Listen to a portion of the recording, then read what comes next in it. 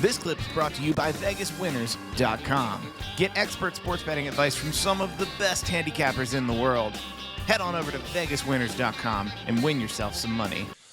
So the big angle is shot in New Japan. We're going to let Meltzer say his piece, and then we'll come back and touch base with you. The return of Hulk Hogan to Japan and his impending debut with TNA may cause major potential waves throughout the industry. Hogan had his first match in Japan in nearly 10 years on New Japan's October 13th show at the Tokyo Dome. After the match, he shot an angle with Jeff Jarrett for TNA's biggest event in history, scheduled on November 30th. Jarrett is looking for a working agreement with New Japan, both as a way to get his company and his wrestlers under contract, more income and work, since New Japan in the past has paid significant money to companies like the WWF in the early 80s, World Class in the mid 80s, and WCW on and off in the 90s as booking fees for talent. The idea that New Japan is willing to do business with TNA is shown because they're sending Tiger Mask to the TNA November 30th pay-per-view show. Where Hart and Jarrett have spent a lot of time together of late can benefit is that despite rumors to the contrary, there's been no television interest in Jarrett's product. There is a good chance, the way TNA is budgeted, that if it could get an outlet for weekly television where the station at least pays the production costs or goes in as a business partner, that combined with ancillary revenue, because they do keep costs low, it could become a profitable long-term business and a significant minor alternative to WWE. Without it, long-term, the odds are strongly against TNA because from all accounts, the company has never been profitable. Panda Energy, which has its own business problems, is excited over the project because with television, because the Jarretts know how to operate a promotion while keeping costs low, it's a potentially viable business. So Meltzer's writing it as if this is a home run opportunity for you. You clearly recognize it, so much so that you did jump on a plane and go to Japan. Tell me about your trip to Japan, how it came together, and what you recall all these years later. So, like I said earlier, Hulk said, "Hey, get over there. We're going to shoot an angle." And I'm thinking, wow. And he's like, "Bring a guitar."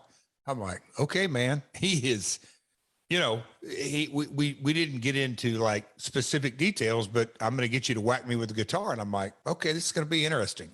How's this going to go down? So having conversations with my father, I'm like, okay, to go to Japan, that ain't a cheap plane ticket. That's expensive.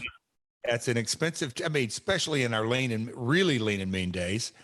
And here's a spoiler. You're not sitting up against the bathroom in the very back. Oh, I'm just saying, this is an $8,000 flight, $9,000, $10,000, $12,000. This is not a $900 flight, right? Correct, sir.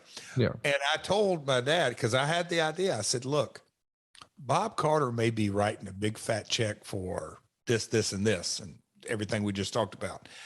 What do you think if I use my miles? And my dad said, that's hell yes, do it. So I said, okay, I'm cashing in my miles. Again, the WWF, WCW, I cash in miles. I don't go to Bob for the plane ticket or get that. I mean, that's like you said, $10,000 expense. And I can tell you it paid dividends as the years went along. Of course. Just the framing of that. Anyway, so I cashed in my miles and going over there and the dome and everything that went with it. And then Hulk in the hotel room, he's like, all right, here's what I've got worked out. And he already had it worked out. I think he went over a day earlier than I did. If I remember correctly. Yeah. Cause I had the Wednesday show and I left anyway. He went over and I can remember he already had it all worked out. And years later, a couple of years later, when I went back with TNA and the Global Impact and Kurt and Team 3D and all that, I remember walking in this room again. But Hulk goes, "We've got I'll have my match and I'll come back through the curtain. And look, you know, they kept me secret and hidden, and not many people knew I was there. Obviously, the New Japan executives did." But like Japan does, in the post-match press conference with this is Hogan's return. And so in this room, Conrad, I cannot tell you how many folks were in there with cameras and notepads, and it was big time. I mean, it was Hogan's return to Japan after all these years. man, I don't even know if it's his first time back and how long. But anyway, it was a big deal with a lot of press. And of course, Jimmy Hart came and got me when Hogan went in the room, and when Hogan went in the PR room. Obviously, every media person in the world went in there as well. So Jimmy came and got me in a room, and he walked me down and put me in another little room with the light out. And he says, when you hear me knock on the door, come. And so he starts in the press conference, and Hulk, had his cue and gave Jimmy the cue, and boom. And I busted in that side door. And Conrad, years later, many years later, the TNA faithful voted on this being the number one moment, which I find so kind of ironic in TNA history. But it's, the line that me and Hulk arrived on. Hulk, you've been running your mouth, and we didn't say Bubba the Love Sponge, but he had gone on different press interviews talking about TNA. Well, if you ain't going to come to TNA, Jeff Jarrett's going to bring TNA to you. And so I busted in, cracked him with the guitar, and he just had a match with Chono, but no juice. And he comes back and gets juice in the press conference, and I beat the hell out of him and threw Jimmy Hart around. And it was a wild, chaotic scene, and cameras going off everywhere. I mean, it was a PR stunt that, in my opinion, was done very well. Mission accomplished, because every newspaper had it the next day in Japan. It was a shock. Nobody expected that. I mean, Hogan had been talking about it, but nobody expected to me actually, to fly to Japan for a press conference and crack him with the guitar. So it was all done well. And served its purpose. And Chono, who was his opponent, came in and saved him. So everything just was one of those things that clicked and jived, and it was just really well done. Tell me how I know you don't necessarily have to ask permission, but you're in their country, you're in their promotion, you're part of their press conference here. This is certainly discussed ahead of time. But there is a language barrier. Who's your liaison? Who are you trying to communicate and your ideas with here? Jimmy was my point of contact. Now, I shook hands with, years earlier, Chono had worked the Alabama territory. So, there were talent, and some executives came in the room that I was being held in and said hello. And obviously, like you said, the language barrier. But as far as dealing with business, I did mine through Hulk and Jimmy. 100% on this occasion. Now, you talked about Tiger Mask and others and the working agreement. I think, like I said at the beginning of the podcast, New Japan, mega promotion, but we were all in hopes of, let's do something to give us all a shot in the arm and see where it takes us, down to the talent exchange and everything that goes with it. But Hogan and Jimmy were my points of contact on business. So backstage, this is from the Observer, backstage while doing an interview, Hogan talked about how his new goal in wrestling was to win both the IWGP and NWA world title. At that point, Jarrett clocked Hogan over the head with a guitar. Hogan juiced heavy while Jarrett continued to beat down. Chono ended up making the save. The incident was scheduled to air on the October 15th TNA pay-per-view to start the Hogan versus Jarrett build. As a reminder, we're fresh off of Hogan picking up a win over Masahiro Chono. And I got to admit, man, it is kind of interesting to even think about Hulk Hogan as NWA world champion. I mean, that almost feels like writing with your left hand to me as a right-handed person. Like that, those don't go. Like Flair wears the NWA world title. He wears the WWF one, and yet here we are. A lot of mystique, but do you see how from I don't want to say a traditional, but I'll say that Laps fan, that's a Flair belt. Yes. Oh, okay. There was just some box office. Hogan firmly believed that there was a lot of box office attraction in that alone. Forget Bash at the Beach and forget Jeff Jarrett. Hogan winning the touring belt, period. It had appeal to it. Do you think in hindsight, and of course everything's perfect in hindsight, you would have been the NWA champion when you did this? Like you were not the champion when you clocked Hogan with the belt. You had not yet won it.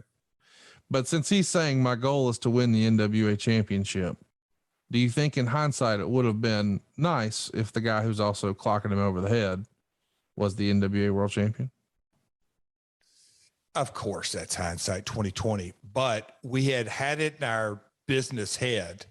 Let's keep the TNA Wednesday night episodic storyline going. Yeah. Let's not miss that up. It wouldn't do AJ Styles justice. It wouldn't do the promotion. It wouldn't do the storyline. That wasn't where we were headed. So we sort of made that conscious decision to keep Wednesday night thread going until the deal became a deal.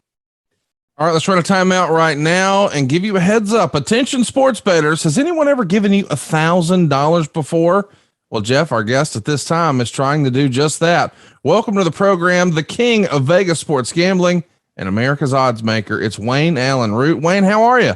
Hey, Conrad. Hey, Jeff. I'm not trying to give you $1,000 free. I'm giving you $1,000 free at vegaswinners.com. That's my website. And I know so many people in the wrestling world love to bet on football. It's an American pastime. It's now legal in most states, a majority of American states.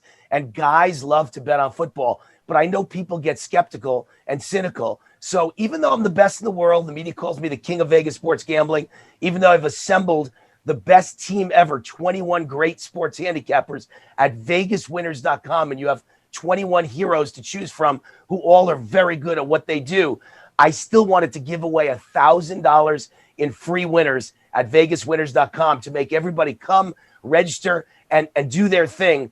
Yeah, it seems like you've got it all over at vegaswinners.com. You've got free picks, you've got the best bets, and you're doing it every single day, not just yourself, but 21 champion sports betting experts. Dude, this feels like a deal that's too good to be true. It's fully automated. It's completely private. You'll never even speak to anyone. So go check it out. Get $1,000. Are you listening to that? It's vegaswinners.com. Just log on to vegaswinners.com. That's vegaswinners.com. So let's talk about the George Foreman thing.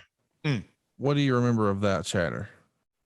Hulk has a Rolodex of, like any megastar, and George Foreman Grill, but no, him and George were businessmen. And so, and Hogan had several other names that I probably can't recall, but by us approaching him as a partner, he was probably the goal is, and this was Bob Carter used to have these conversations with me. You got to incentivize everyone equal.